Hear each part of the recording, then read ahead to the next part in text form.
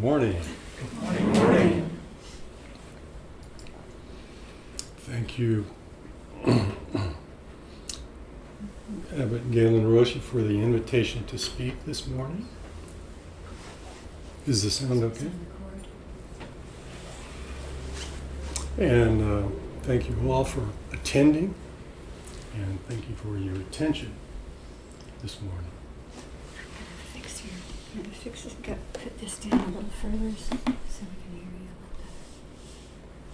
Sorry. It's right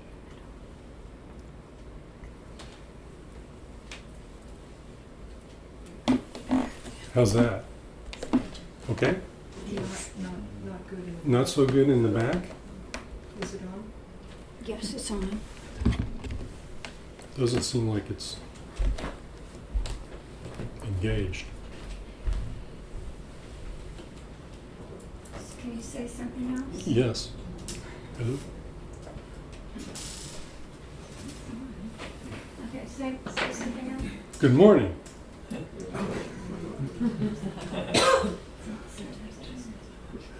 Okay, we think we figured it out. Here it is. Okay, good morning. Is that better? Back there? Okay, good. Many of you were here this morning for this, but I think some of you were not, and some of you might not know about it. Every morning at Houston Zen Center and Zen temples all over the world, at the beginning of the day, there's a bell, and we place a robe on our heads. This is a rakusu in its envelope. Many people in the room are wearing rakusus. It's a kind of an abbreviated Buddha's robe. And this is the okesa. It's a larger, more formal version. But whether it's a okesa or a rakusu, we place it on our heads and recite a chant. I'll just recite it now. Great robe of liberation, field far beyond form and emptiness, wearing the Tathagata's teaching, saving all beings. And then the Japanese version, Dai Zai Geda Puku Muso Fuku Dene Hibu Nyorai Kyo Kodo Shoshujo. It's done 3 times. We usually do it twice in English and once in Japanese. And then we take this rakusu out of its envelope and put it on like this. And then we begin our sitting period or our service in some cases. Everyone is invited to join in the robe chant, whether they think they have a rakusu or think they don't have a rakusu, or an okesa, as the case may be. And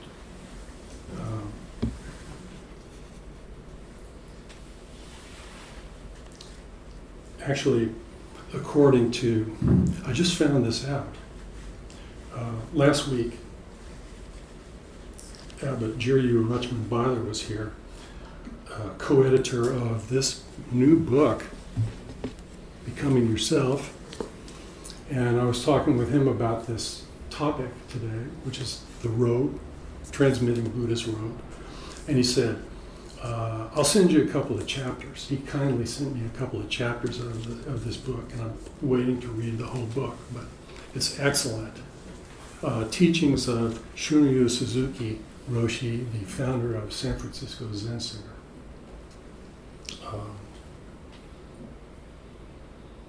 So Suzuki Roshi says,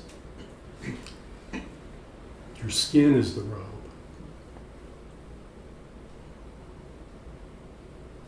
Great robe of liberation. So we have this ceremony of wearing the robe and ceremony of putting on the robe in the morning. But it applies to everyone, so everyone is invited to chant.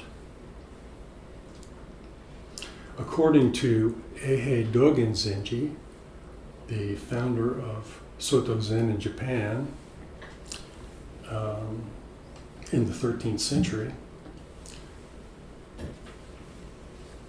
it is said that when Shakyamuni Buddha first left the royal palace and was entering the mountains to begin his quest for liberation from suffering, a tree spirit held up a robe to him and said, "By placing this robe on your head, you will avoid every sort of confusion caused by Mara, who's the evil one, the embodiment of self-deception."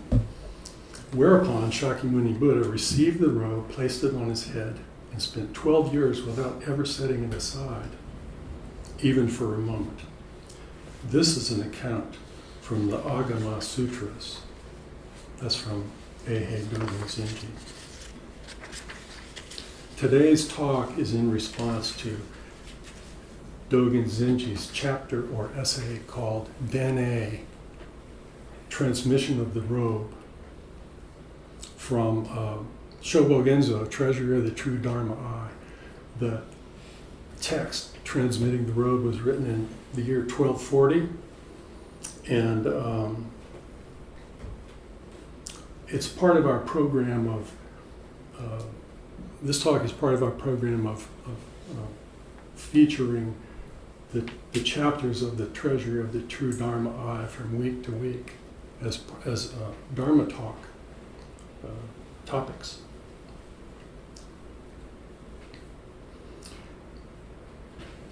Many years ago, I made a request of Tenshin Reb Anderson Roshi and asked to receive Bodhisattva precepts. And he agreed that I could receive the precepts, and he told me that 6 of my friends had also requested to receive the precepts, and that maybe it would be a good idea if I joined together with them in a sewing group to sew the rakusu. And an interesting historical note is that our main sewing teacher was Setsuan Galen Godwin, who was living in California and came to Houston to help us sew. And this is that rakusu. It's being preserved, mostly being preserved now because it sort of has a few holes in it, but it's still good.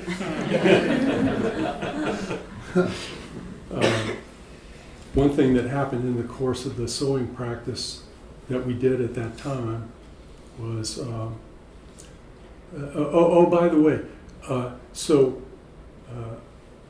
our teacher, Abbot Galen, 3 or 4 years after that came to Houston, and that's when Houston Zen Center proper began.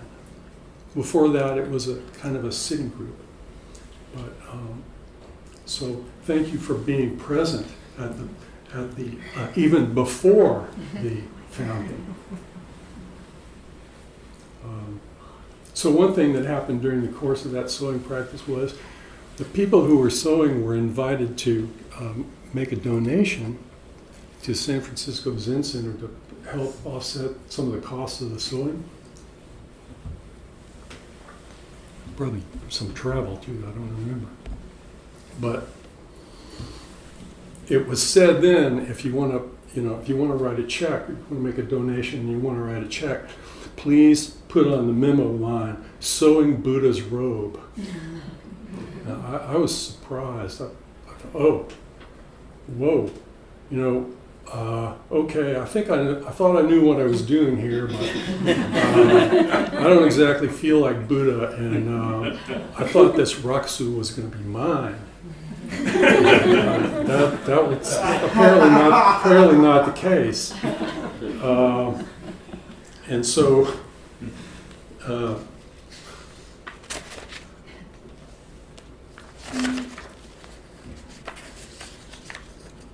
I was helped out by that just very recently in this chapter of the Becoming Yourself book, because Suzuki Roshi has a couple of chapters in that book that pertain to the robe, and one of them is entitled Your Skin is the Robe, which I've already mentioned, and another one was entitled, or is entitled, Being Myself in Buddha's Robe. It's beautiful. I'll tell a little bit more about it in a minute. So, A.A. Dogen Zenji wrote this essay, Transmitting the Robe.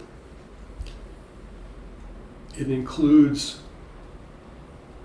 it's really a good example of Dogen Zenji's writing. It includes some conventional, pragmatic information, history, something about the meaning of the robe, how to put it on and wear it and take care of it, and how to venerate it. So, and how this robe of Buddha, how Buddha's robe becomes Buddha's robe. Buddha's robe becomes Buddha's robe by being transmitted.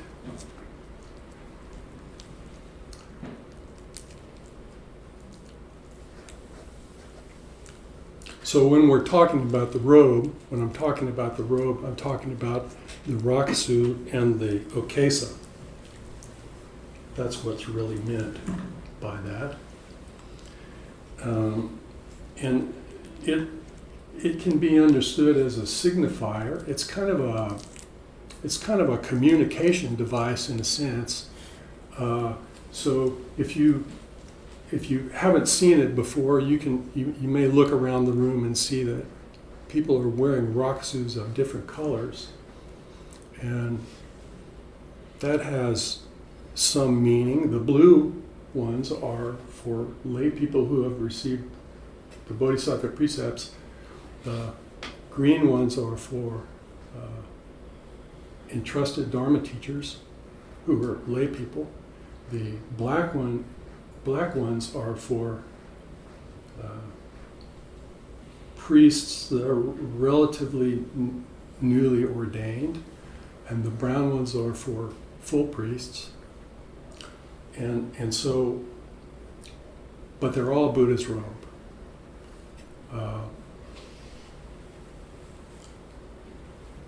This word okesa is a Japanese rendition of the Sanskrit word kashaya, which means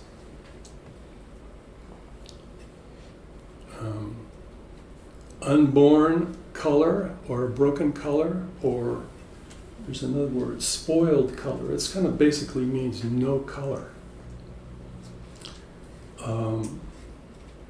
And so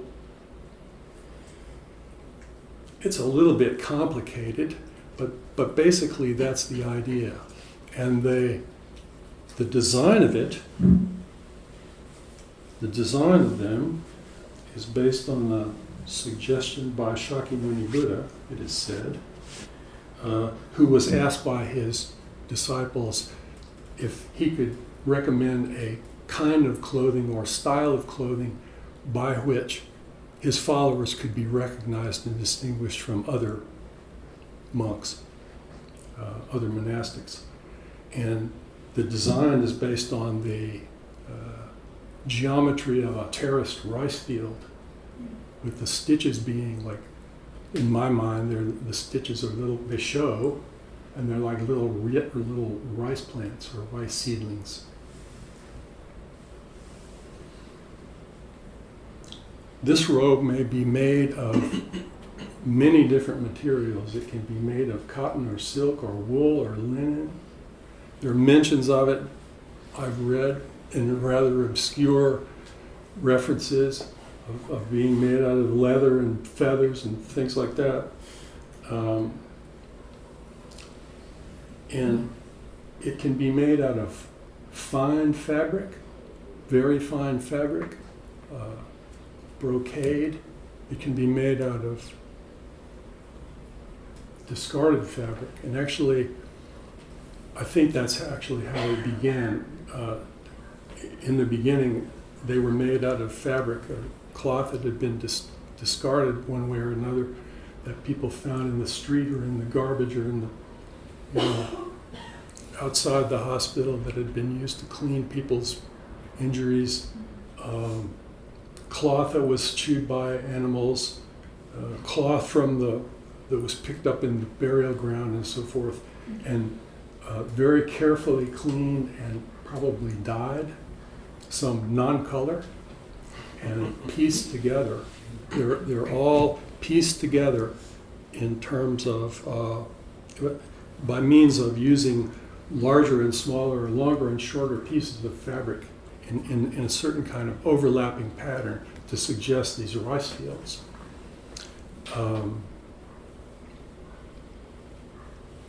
And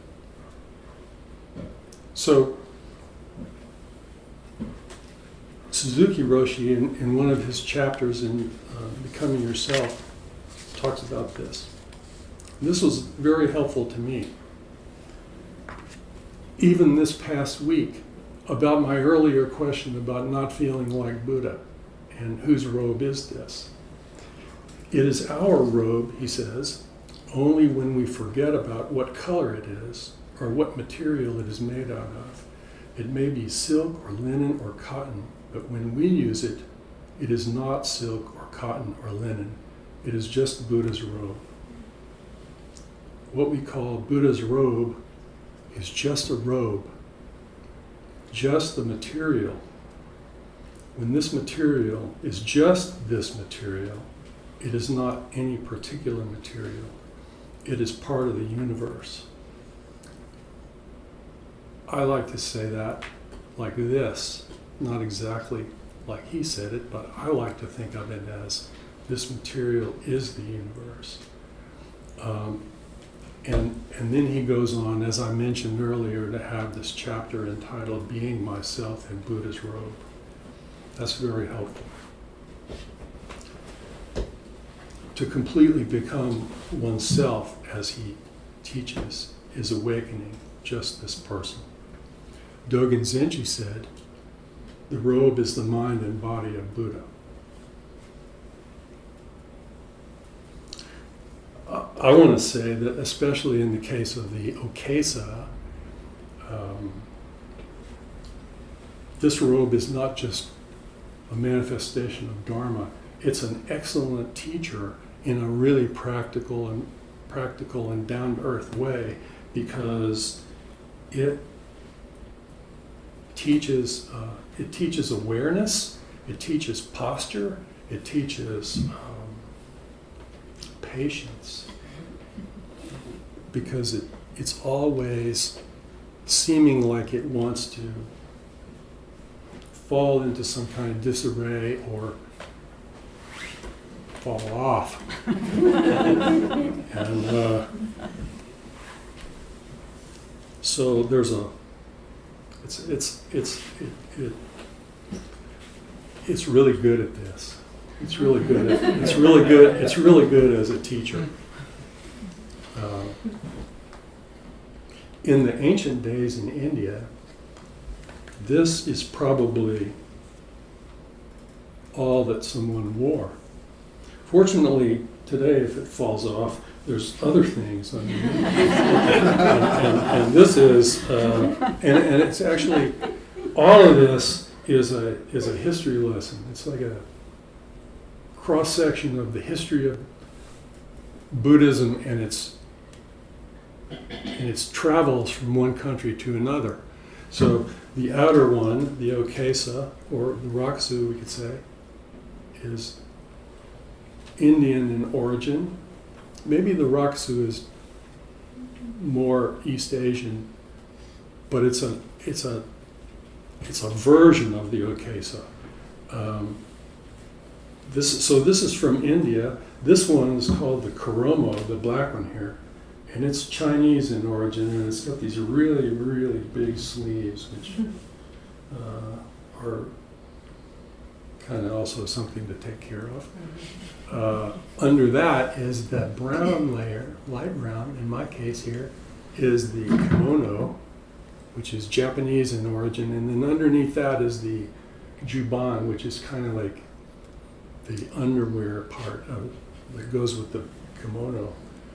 And underneath all of that is skin. And maybe a few other little things that we don't really need to talk about.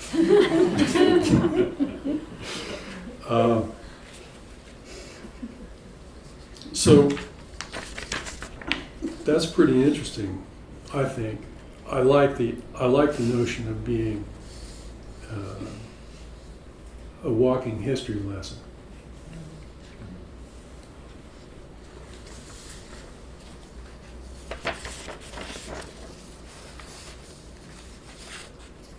In Dogen Zenji's essay, he talks about the robe in many ways, or several ways, I should say.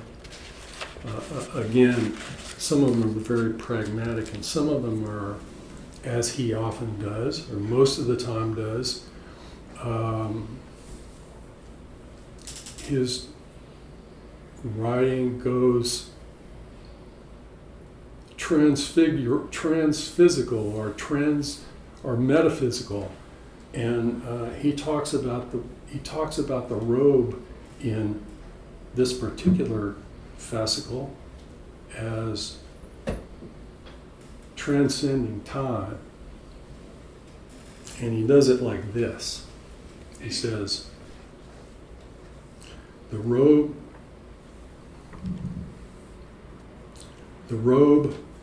directly transmitted by the Buddhas and ancestors.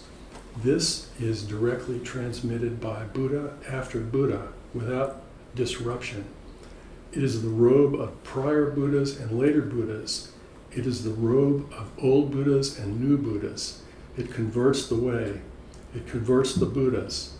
In converting the past, converting the present, and converting the future, it is the direct transmission of only Buddhas with Buddhas that is directly transmitted from past to present, directly transmitted from present to future, directly transmitted from present to past, directly transmitted from past to past, directly transmitted from present to present, directly transmitted from future to future, directly transmitted from future to present, and directly transmitted from future to past.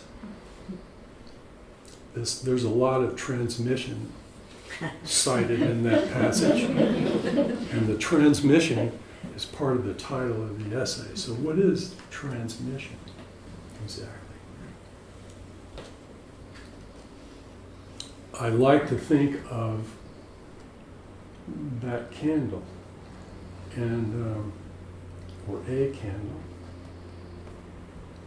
a burning candle, and if someone were to approach a burning candle with an unlit candle and light that candle on the burning candle, they would have what?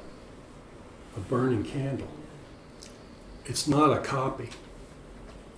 It's the original burning candle.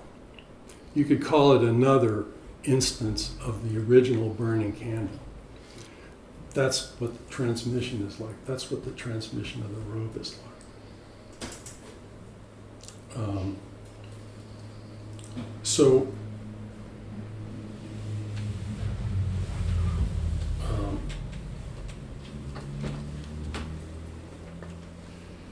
Again, Suzuki Roshi says, this robe is just the material.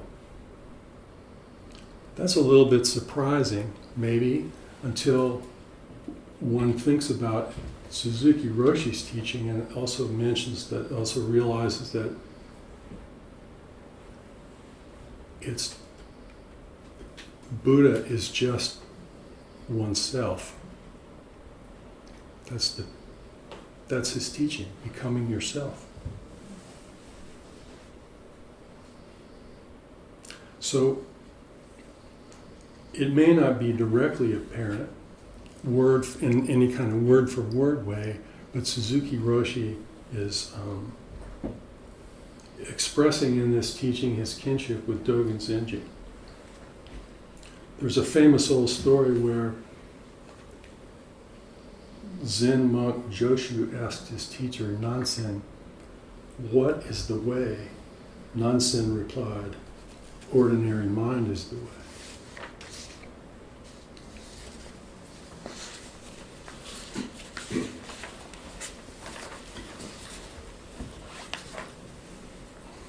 Ordinary mind and ordinary cloth, when transmitted by the Buddha, who we already are, is the fabric of awakening.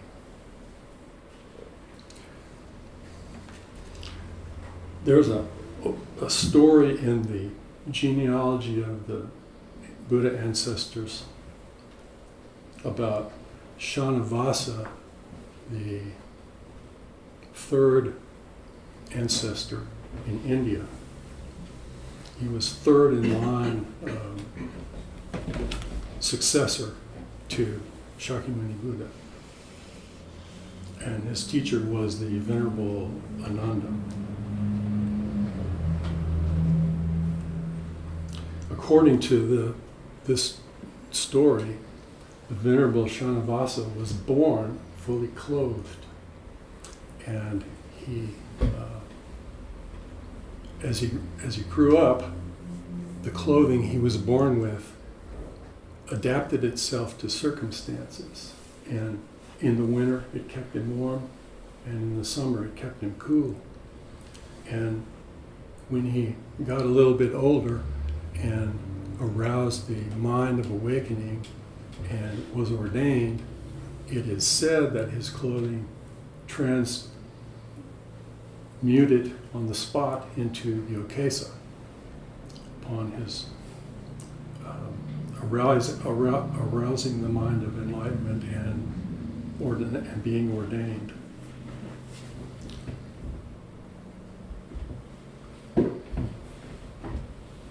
Later, he asked his teacher, the Venerable Ananda, what kind of thing is the original unborn nature of all things? And the Venerable Ananda pointed to the corner of Shanavasa's robe. But Shanavasa wasn't quite satisfied. So he asked the Venerable Ananda, what kind of thing is the original nature of the Buddha's awakening? And upon that, the Venerable Ananda reached out, grabbed the corner of Shanavasa's robe, and pulled it. That's when the Venerable Shanavasa was greatly awakened.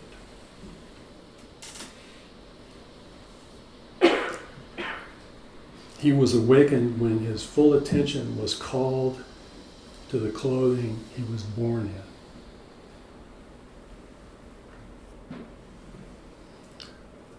That comes from Suzuki Roshi's talk entitled, Your Skin is the Robe. So Dogen Zenji concludes his essay, Transmitting the Robe, like this. Those who would be children of the Buddha without asking whether they're in the heavens or on earth as humans, whether they are kings of nations or whether they are of the 100 types of officials, without discussing whether they are slaves or householders or renunciants or beasts, they all should receive the Buddha precepts and directly transmit the robe of Buddha. Truly, this is the direct path for proper entry into the Buddha's house.